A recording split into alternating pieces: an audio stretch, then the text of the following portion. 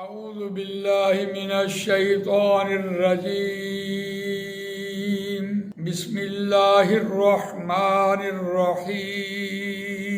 فمن بدلہ بعد ما سمعہ فإنما اسمہ علی الذین یبدلون ان اللہ سمیع علیم۔ آمنت باللہ صدق اللہ العظیم رب اشرح لي صدری ويسر لي امری واحلل عقدۃ من لسانی یفقهوا قولی اللهم ارنا الحق حقا وارزقنا اتباعه وارنا الباطل باطلا وارزقنا اجتنابه آمین یا رب العالمین۔ دوستو اور بزرگوں، سورہ بقرہ آیت نمبر 181 آپ کے سامنے تلاوت کی ہے۔ یہ دوسرے پارے کا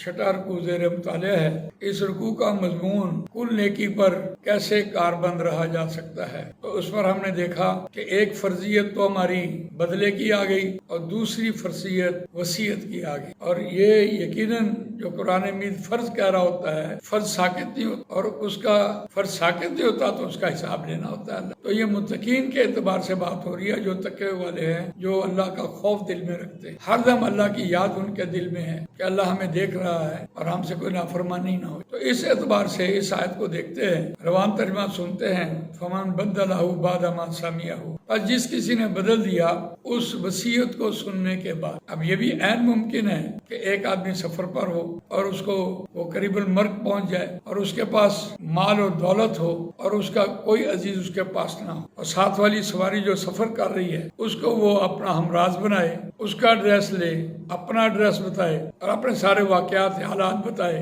اور پھر اپنی وصیت لے، اور جو وصیت سننے والا ہے وہ پھر ان کے گھر اس کی فوتیدگی کے بعد جا کے بتا کہ مرنے والا یہ وصیت کر کے۔ ہاں، اگر وصیت شریعت کے مطابق ہے، کسی کی حق تلفی اور ناانصافی نہیں ہو رہی، تو پھر وہ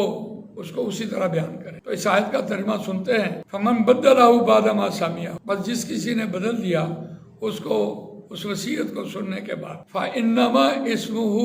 علی الذین یبدلون، پس بے شک سوائے اس کے نہیں، صرف اور صرف اس کا گناہ ان لوگوں پر ہے جو اس وصیت سننے کے بعد بدل دے۔ اور یہ تبدیل بھی کیوں کر رہے ہوتے ہیں؟ یقیناً ان کے ورثہ تو موجود نہیں ہوتے، ان کے وارث تو موجود نہیں ہوتے، اور مرنے والا وصیت کر کے چلا جائے، اور وصیت کو پورا کرنا، وصیت کو بیان کرنا فرض۔ اس اعتبار سے دیکھیے کہ اگر اس وصیت میں اس نے کچھ اپنا حصہ بھی لکھ لیا یا اس کو کچھ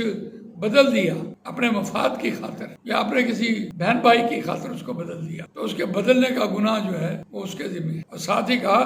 ان اللہ سمیع علیم، تو بے شک اللہ سننے والا جاننے والا۔ تو لہذا جو وصیت سنی اس کو منوان آپ پہنچائیں گے، آپ اس میں رد و بدل نہیں کر سکتے۔ جزاک اللہ خیر۔ اللہ تعالیٰ مجھے آپ کو قرآن مجید پڑھنے، سمجھنے، اس پر عمل کرنے، اس کو دوسروں تک پہنچانے کی توفیق